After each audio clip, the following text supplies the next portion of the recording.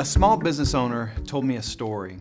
He had set up a retirement plan for his employees. It was important to him that they save some money. And in fact, he'd offered to match their contributions. And so he'd grown pretty disappointed when the participation rates in the plan were low.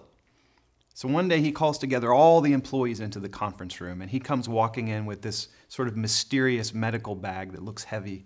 And he brings it over to the table, he unzips it, turns it over, and out comes a huge pile of cash. Now, that got people's attention. And then he explained, this is the money that all of you left on the table. I mean, literally left on the table by not maxing out my contribution to your retirement plans. He said, at the end of this meeting, I'm going to take all this cash, I'm going to scoop it back in this bag, zip up the bag, take it back to the bank, and put it in my account.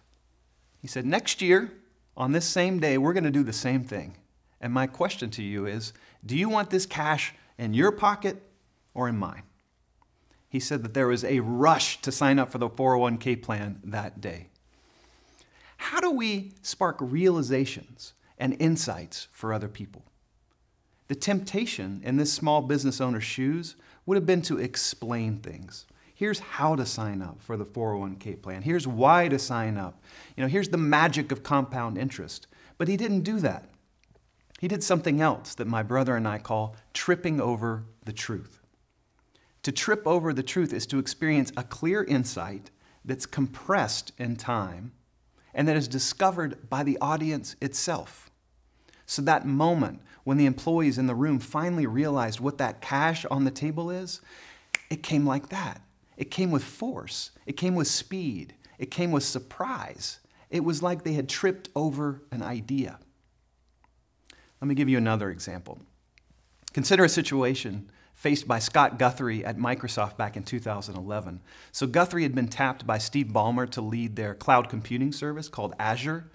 And the first thing he did was he went and interviewed a bunch of customers, and their feedback was pretty consistent. They said, it's great technology, but it's really hard to use. And so Guthrie quickly came to believe that they could never realize their growth potential until they solved the usability problems. So freeze there. If you're Guthrie, how do you get your people to take that seriously? How do you avoid explaining to them and get them to trip over this truth? Here's what he did. He called an off-site meeting. He invited his senior managers and his software architects, and he gave them a challenge. He said, I want you to build an app with Azure the same way that our customers have to. It wasn't supposed to be a difficult challenge, but they struggled with it.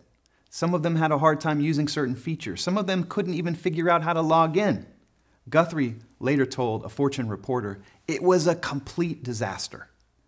But by the end of the day, they had all realized what the problem was, and they had all committed to overhauling Azure to make it more customer-friendly.